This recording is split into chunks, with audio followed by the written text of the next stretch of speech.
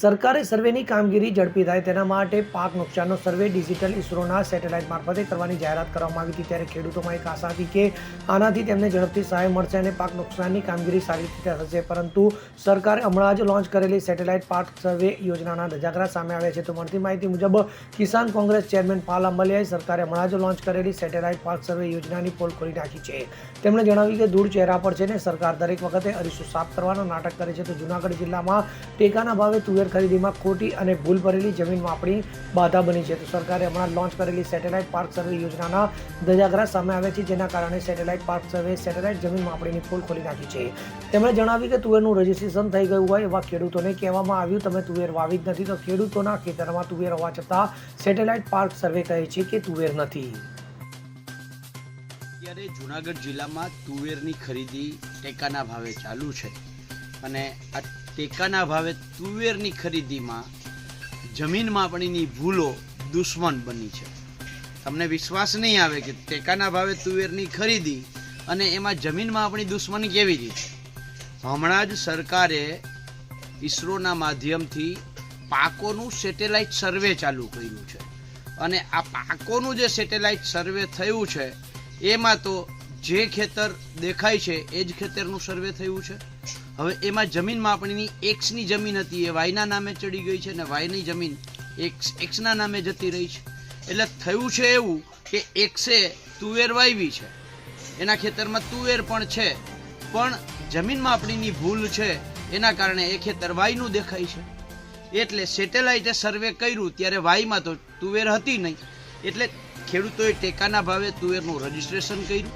જૂનાગઢ ત્યાં રજીસ્ટ્રેશન જે કેન્દ્ર છે ત્યાં જાય છે ત્યારે ખબર પડે છે, ત્યાંથી કહેવામાં આવે છે કે તમે તો તુવેર વાવી જ નથી, એટલે ખેડૂતોએ વિલા મોઢે પાછું ફરવું પડે છે।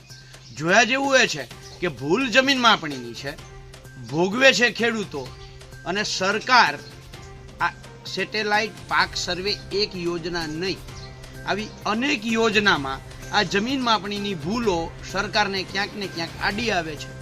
દરેક વખતે સરકારના ચહેરા ઉપર ધૂળ છે અને સરકાર અરીસો સાફ કરવાના પ્રયત્ન કરે છે।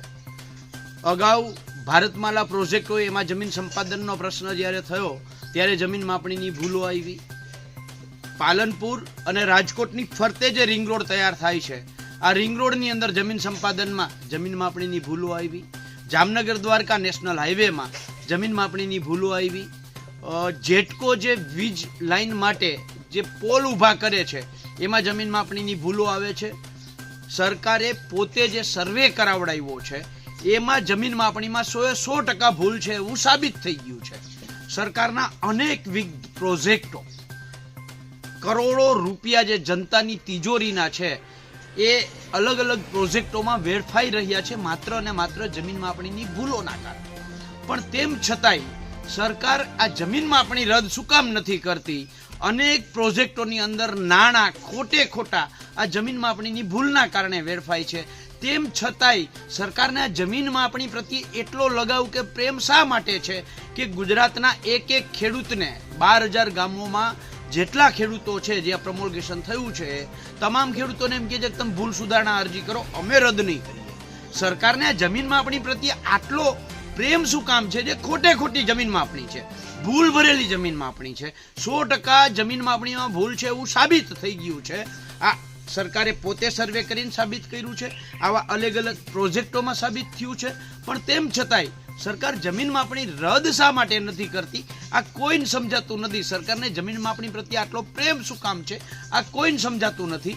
આજે જૂનાગઢના જે ખેડૂતોને તુવેર લઈને પરત જવું પડ્યું છે એના કોઈ વાંક વગર માત્ર ને માત્ર જમીન માપણીની ભૂલના કારણે, ત્યારે સરકારશ્રીને એક નમ્ર અરજ છે કે પહેલા તો આ જેટલા ખેડૂતોને પરત મોકલા છે એમની તુવેર ખરીદવામાં આવે, અને નંબર 2 આવા 3જા, 4થા, 5મા, 7મા પ્રોજેક્ટમાં ક્યાંક જમીન માપણી બાધા બને એની પહેલા જમીન માપણી રદ કરો।